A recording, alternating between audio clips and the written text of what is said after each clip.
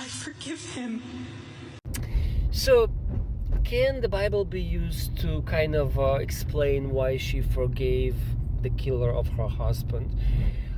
Not really, if you study a little bit harder. So Jesus goes on the cross and supposedly says, Father, forgive them, for they do not know what they're doing. That's a fraudulent verse. And just a couple of verses before, the same Jesus says, woe unto you. And by the way, the same Jesus comes after his resurrection a few years later and destroys Jerusalem. A lot of people dead. Okay, so that doesn't fit, right?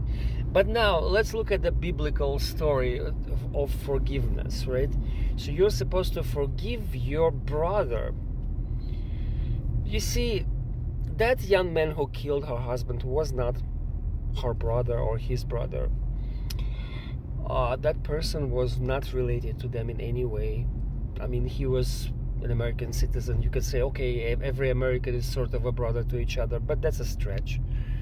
So those verses applied only to the people of the same religious brotherhood. Forgive your brother. So that in our times it probably would be to like a member of the same church congregation that you go to. And the second thing is this: they were supposed to ask for forgiveness first. You were supposed to forgive them if they would ask you for forgiveness. Now, this did not happen in this case. So those 2 points were not fulfilled. So she was not required to forgive anybody.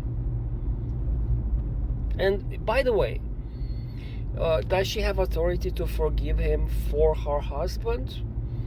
That's questionable, okay? Because her husband is dead, you know. So it's questionable whether somebody else can forgive a person for something that is done to a different person. So I think this is like 3 points that show clearly that the biblical examples of forgiveness do not apply to this case.